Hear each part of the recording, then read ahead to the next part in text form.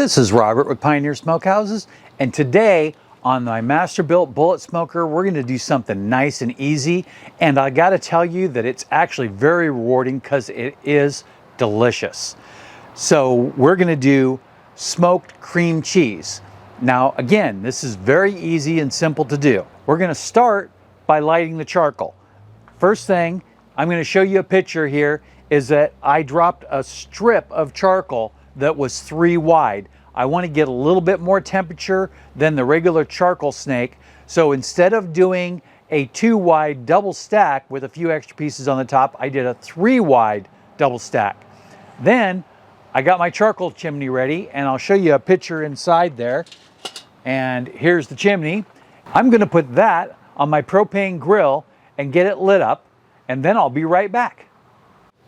Now I have the charcoal chimney going nice and hot, and all the charcoals are ashed around the edges, and the couple of them that I put down in the bottom that were match lights are almost completely burned up, which is important. So if I don't need the match light charcoals down in the bottom, I probably won't load them. I'm going to show you a picture here of me lighting the charcoal chimney on my propane grill side burner, and it is really easy to do. Just make sure that you do it in a spot that's fire safe. Don't walk away from it, and again, fire extinguisher right there. I'm going to take the tongs and I'm going to go ahead and hand load some good charcoals in there, and I'll be right back. So I have a few matchlight charcoals left over, and I'm just going to go ahead and set them off to the side and let them burn themselves out. I went ahead and took a close-up picture so you could see what I am seeing. I stacked about 12 briquettes right on the very end of that pile of charcoal. So that way it will light and burn through in a minion method and be very well controlled. Now I'm going to go ahead and add the bowl and let the smoker get preheated. I put the smoker together and I put in the bowl and then the top rack. I don't need the middle rack. And then I went ahead and opened the vent 100% on the top, and I still have the door off for a moment here. I want to make sure that that charcoal is getting plenty of oxygen so that way it will burn good and get started on there. At some point I'll want to close that door, but not for a minute or two. This cream cheese is store brand. You can use brand name, but I find that it's a little too soft, and the store brands are usually a little bit firmer than the brand cream cheese. Don't get me wrong, I love the brand cream cheese. It tastes great and it works well in recipes, especially like cheesecake or fake cheesecake, which I like to do with vanilla pudding. But this is a little firmer, and that'll actually help you out. For our seasonings today, we're going to use the Dirty Bird Kosmo brand, and this is one of my favorites to use. Anything that I like with chicken, typically I like with the cream cheese. I find that things that go well with beef don't go as well with the cream cheese. Not bad, but not as good. I also like a little bit of Cajun with a little bit of jalapeno jelly. So first thing I'm going to do is I'm going to take this piece of foil, which is just a square cut, and I'm going to lay a little bit of seasoning right across the bottom here. I'm not going to go crazy.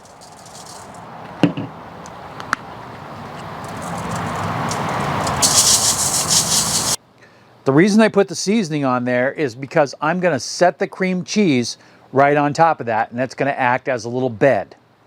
I have my gloves on. We don't really need them for food safety for this. I'm pretty particular about having gloves when I'm working with meat or anything that I can cross-contaminate. With cream cheese, it's pretty safe, so that's not really that important, but I really like to avoid the mess that's involved, especially when I'm outside with the camera and stuff, because it's so much easier to work with when you can just pull the gloves off and discard them. So now take your block of cream cheese and square it up a little bit.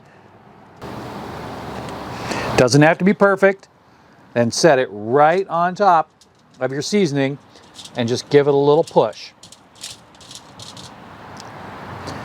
Now I'm going to go ahead and take one glove off.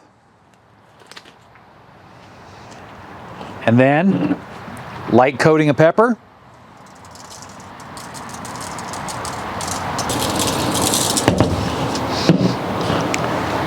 Light coating of Dirty Bird.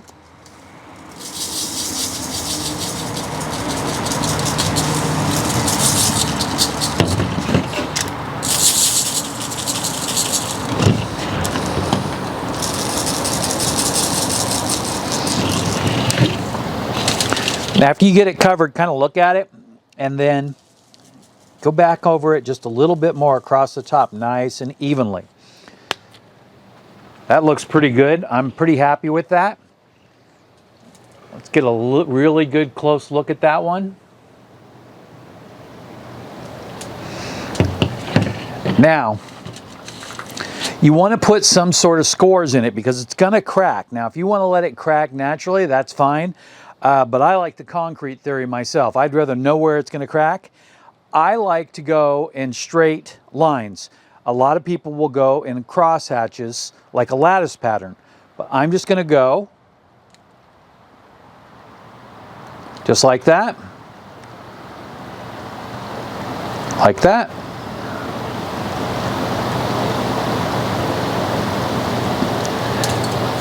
Now I know exactly where it's going to break. Now the next thing I'm going to do is I'm going to pull this up a little bit.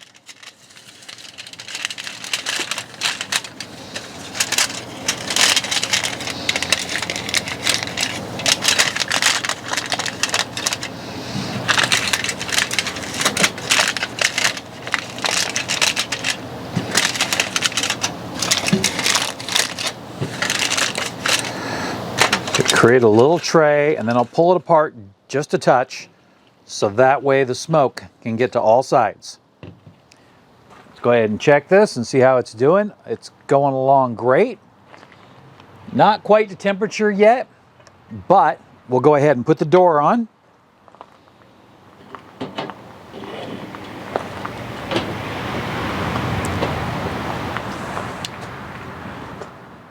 I think what I'll do is I'll wait a couple of minutes and see where the temperature level's out.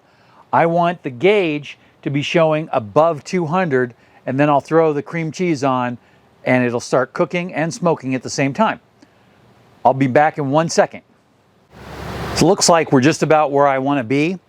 The top gauge, the factory one, is showing about 200 degrees, but the one that I tossed in the vent is showing about 230. And it's my experience that this one is probably about right, and this one's probably off by about 20% or more. So it'd be off by about 25% the way the difference is showing right now. I'm going to go ahead and pop that open. And we're getting lots of good smoke out of there. I did throw a couple of wood blocks in those other pictures that you saw before.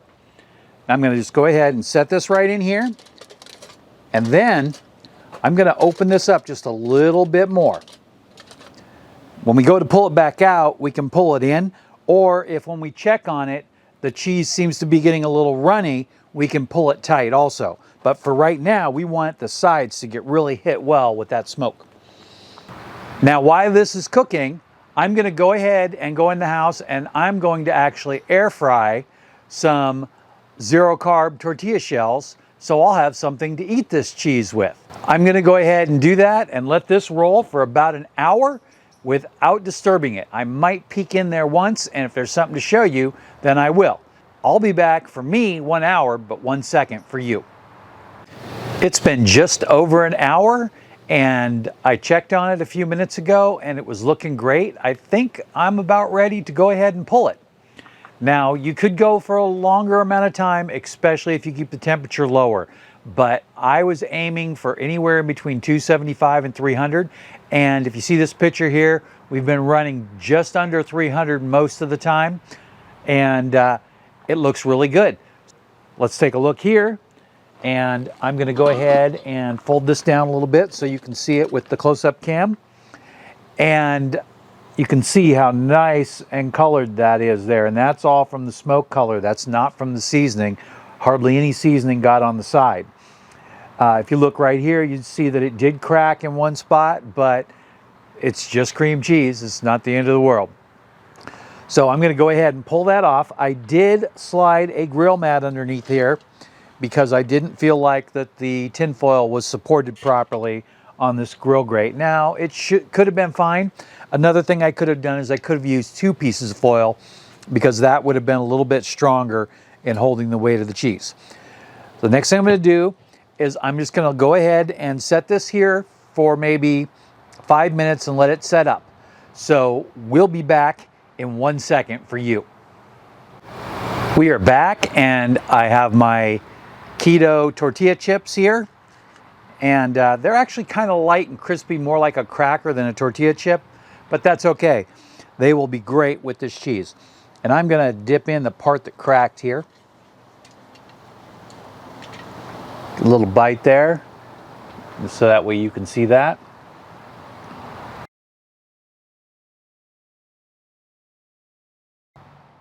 See how that goes?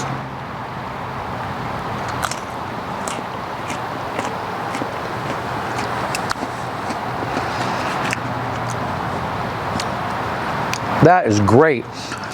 It still is very light in color on the inside, and I'll take a little bit of that right there so you can see that the cream cheese is still very white, but on the outside it's all completely tan, as you can see in the picture right here.